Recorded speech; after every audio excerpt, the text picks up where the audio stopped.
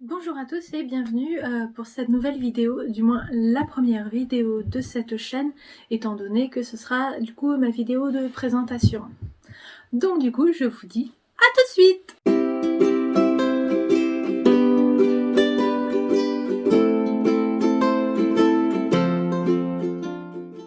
Donc voilà, me revoilà. On va commencer à parler du coup du pourquoi cette chaîne. Cette chaîne, c'est une idée que j'ai depuis déjà plusieurs années, mais que j'ai jamais osé faire étant donné que j'avais repris l'équitation un petit peu tardivement.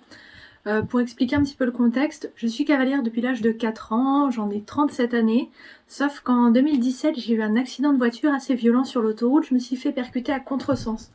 Ce qui fait que je suis paraplégique depuis 2017, juillet 2017. Et de ce fait, j'ai dû arrêter l'équitation un petit peu brutalement. J'ai dû vendre mon ancien cheval car il pouvait pas du tout convenir à mes besoins actuels. Et j'ai eu une interruption finalement de 3 ans. J'ai repris l'équitation il y a 1 an maintenant. Et c'était une idée du coup qui mûrissait petit à petit de refaire une chaîne en expliquant un petit peu ma vie en lien avec le domaine équestre et évoluer un petit peu par rapport à cela. Donc pour résumer, mon parcours équestre. J'ai commencé donc l'équitation comme je disais à l'âge de 4 ans, j'ai monté dans diverses écuries étant donné que je suis fille de militaire, j'ai bougé un petit peu à travers la France. Actuellement, je me retrouve en Bretagne. Je monte au centre équestre de Guilher Équitation, donc qui est dans la ville de Guilher, une structure que je connais depuis l'âge de 4 ans, que j'apprécie beaucoup et qui me tient vraiment à cœur. J'ai repris l'équitation donc du coup en paradressage chez eux, qui m'ont vraiment bien accueilli, qui m'ont fait une remise à cheval mais plus que formidable. Parce que ça m'a remis vraiment mis en confiance directement. Ils m'ont prêté une double ponette qui s'appelle Opaline, qui est un vrai amour. Et ça a été vraiment de nouveau le déclic de me dire mais je ne peux pas arrêter l'équitation, il faut que je continue. Donc j'ai vraiment pas arrêté l'équitation, je suis même très contente de reprendre et de continuer aujourd'hui. Sinon, niveau équestre, j'ai mon galop 7 depuis 2011. Oui, c'est ça, depuis 2011 ou 2012 même. Parce que je disais que justement en 2022 j'aurai mon galop 7 depuis 10 ans. Donc j'essaie de requérir mon niveau progressivement, parce que c'est vrai qu'avec la moitié du corps qui ne fonctionne pas, c'est un petit peu plus compliqué.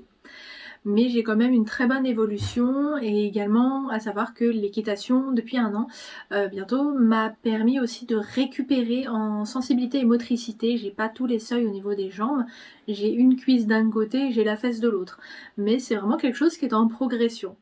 Donc en dehors de mon parcours équestre, si j'ai eu un cheval, oui, j'ai eu un cheval pendant plusieurs années qui s'appelait Oppidum de Nerville, qui est un selle français de section A, avec qui j'ai vraiment évolué autant en obstacle qu'en dressage. Malheureusement, avec mon accident, je me suis résout à le vendre, étant donné que je ne pouvais pas continuer avec lui. C'est un cheval qui avait une peur bleue, des cravages, des éperons, des sticks de dressage, ce qui était du coup vraiment impossible avec ma situation actuelle pour continuer avec lui. Vraiment, je n'ai pas de cheval non plus en demi-pension. Je projette de prendre une demi-pension avec mon centre équestre sur le cheval que je monte actuellement beaucoup. En fait, le centre équestre me fait monter un cheval en particulier, Alaska Treveok, qui est d'ailleurs un cheval issu de leur élevage, avec qui j'ai vraiment évolué. Donc c'est vrai que je m'entends tellement bien avec ce cheval que pour l'instant je n'ai pas directement le projet d'achat de cheval, même si je l'ai eu dans des buts de reprendre la compétition. J'ai un petit peu mis en retrait cette idée-là, le temps de me restabiliser parfaitement financièrement et au niveau de l'emploi. Donc une fois que ce sera bien stabilisé, je pourrai à nouveau entamer mes recherches de cheval. Mais en attendant, reprendre une demi-pension sur ce cheval-là pourrait être une très très bonne idée, étant donné que je vais regagner un petit peu en autonomie à cheval avec.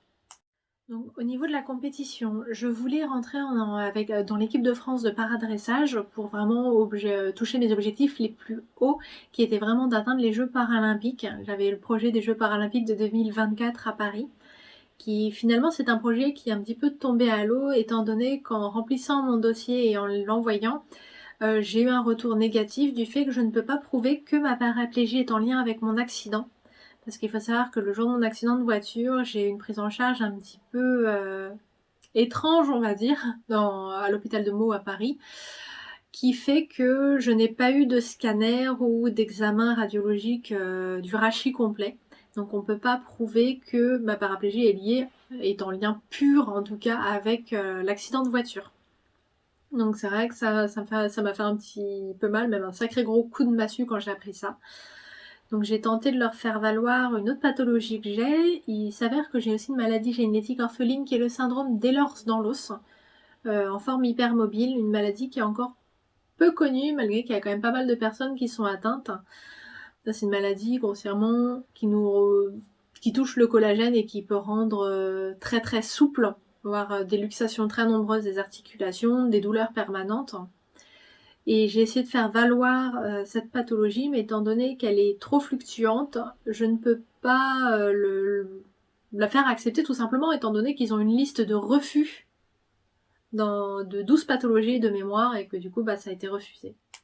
À venir, il va y avoir plusieurs vidéos, autant sur mon parcours équestre, pardon, sur mon parcours équestre, sur mon évolution aussi en capacité à cheval et les concours.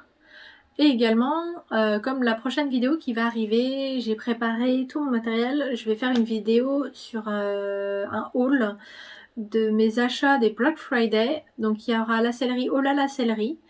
Il y aura Kramer, Orz et sur le site de Agradi également une paire de bottes d'un bottier que j'ai eu à moins 50%. Je vous expliquerai tout ça à venir, mais vous verrez, il n'y a pas du moche. Autrement, dans les vidéos très prochaines également, je vais vous expliquer un petit peu mon matériel que je possède déjà et les modifications que j'avais faites, que j'ai dû retirer, parce que je vais évoluer du coup en concours valide. Je ne pourrai pas participer en paradressage, donc je vais partir dans les valides. Donc c'est un petit peu d'adaptation en plus et des petites techniques subtilités avec du matériel qui est assez sécuritaire, donc je vous expliquerai un petit peu tout ça en détail. Je vous dis à très bientôt, étant donné que la prochaine vidéo qui va sortir sera le haul des Black Friday que je vais faire, donc en lien avec la sellerie Orz, Kramer, oh là la sellerie. Allez, à bientôt!